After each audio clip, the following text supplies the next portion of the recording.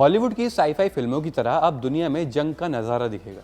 बचपन में कॉमिक्स की किताबों में जिस तरह के हथियारों हमने पढ़े और देखे, उसकी कल्पना से भी ज़्यादा आधुनिक हथियार विज्ञान ने तैयार कर लिए हैं, जो न सिर्फ एक अजूबा हैं बल्कि अचंभा भी हैं।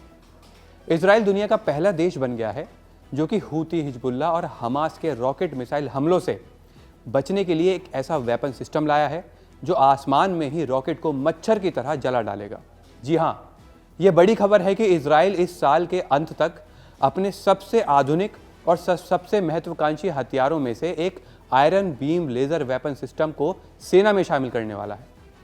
ये वही तकनीक है जिसकी कल्पना पहले सिर्फ विज्ञान, कथा, फिल्मों में की जाती थी, लेकिन अब ये हकीकत बन चुका है। आयरन बीम को लेकर सबसे बड़ा दावा ये है कि ये दुनिया का पहला ऐसा high powered laser interception system है जो पूरी तरह ऑपरेशनल यानी वास्तविक युद्ध परिस्थितियों में इस्तेमाल कर सकते हैं। Iron beam Rafael advance defence system ने विकसित किया है, वही कंपनी जिसने आयरन डोम जैसे मशहूर डिफेंस सिस्टम बनाए। लेकिन आयरन बीम आयरन डोम से काफ़ी अलग है, क्योंकि ये मिसाइल या रॉकेट दागकर खतरे को नष्ट नहीं करता, बल्कि लेज़र की ऊर्जा से लक्ष्य को हवा में ही जला देता है। ये सिस्टम ज़मीन पर स्थापित किया जाता है और इसमें ऐसे एडवांस टारगेटिंग सेंसर लगे हैं जो बहुत कम समय में लक्ष्य की पहचान कर लेते हैं और तुरंत लेज़र बीम को उसकी ओर निर्देशित कर देते हैं। लेज़र प्रकाश की गति से चलती है, इसलिए प्रतिक्रिया समय लगभग 0 के बराबर होता है। यही इसकी असली ताकत है, तेज़ी, सटीकता और बेहद कम खर्च। आयरन लेज़र बीम को लेकर यह दावा न केवल इजराइल के लिए खास है, बल्कि आधुनिक युद्ध के तरीकों को पूरी तरह बदलने की क्षमता रखता है। दरअसल इजराइल की मौजूदा सुरक्षा चुनौतियों में सबसे बड़ा खतरा रॉकेट, मोर्टार, छोटे ड्रोन और यूएवी हैं।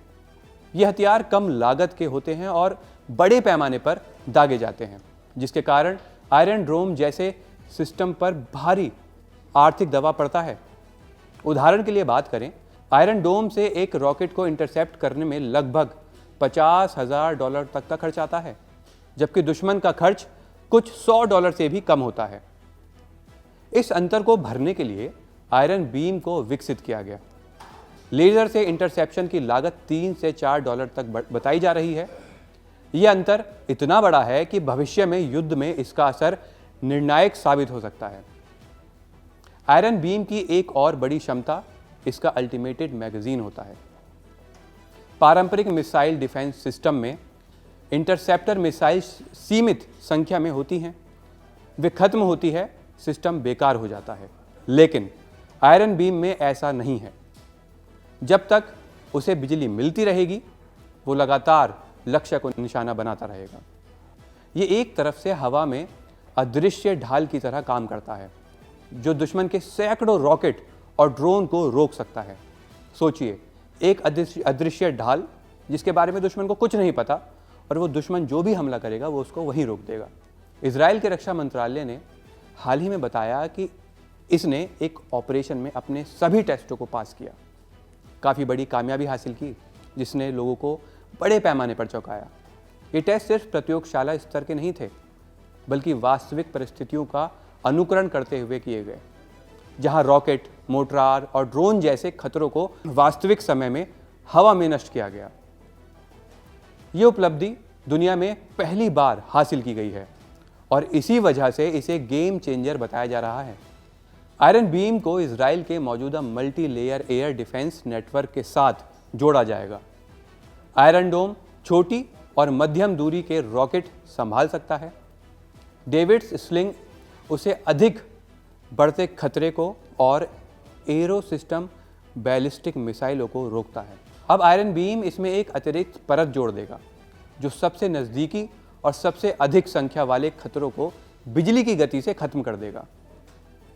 इससे उन हथियारों को इंटरसेप्ट करने का दबाव आयरन डोम से हट जाएगा और पूरा नेटवर्क अधिक प्रभावी हो जाएगा।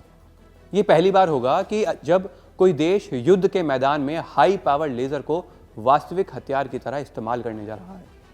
इसका मतलब ये है कि अब आधुनिक युद्ध में एक नई दौड़ शुरू हो चुकी है, लेज़र वेपन की दौड़।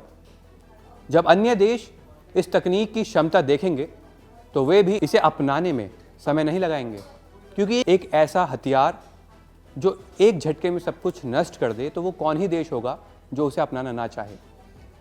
ये तकनीक सिर्फ इजराइल के लिए नहीं बल्कि भविष्य के सैन्य डॉक्ट्राइन के लिए भी बदलाव ला सकती है।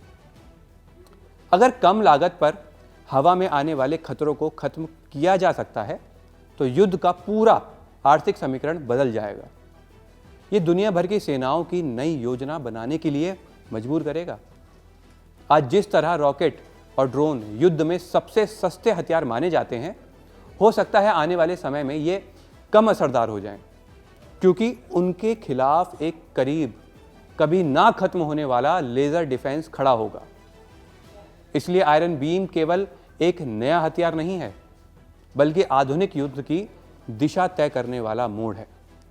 इसकी तैनाती के बाद इजराइल की रक्षा क्षमता नई ऊंचाइयों पर पहुंचेगी और अंतर्राष्ट्रीय सुरक्षा रणनीतियों पर भी इसका प्रभाव पड़ेगा। ये दुनिया को बता रहा है कि भविष्य का युद्ध तेज, सटीक, बिजली की गति से चलने वाला और बहुत हद तक लेजर आधारित होने वाला है। ऐसे में बहुत मुमकिन है कि भविष्य की जंग से बारूद हट जाए और सिर्फ लेजर बीम ही एक दूसरों को तबाह करने में लग जाए। अगर जंग इस तरह से बदलती है तो फिर रिहायशी ढांचे बने रहेंगे, मलबों के ढेर नहीं लगेंगे, सिर्फ लेजर वेपन्स ही हथियार को मिटाने का काम करेंगे। बहरहाल ये भी एक कल्पना हो सकती है, लेकिन कौन जाने कि आगे क्या होने वाला है। कॉमिक्स की किताबों में उड़ने वाली कारें, उड़ने वाले शूज़ हम सब ने पढ़े हैं और अब वो हकीकत बन चुके हैं। साफ है कि विज्ञान आविष्कार की जननी है और इंसान की आवश्यकताएं कभी कम नहीं होने वाली।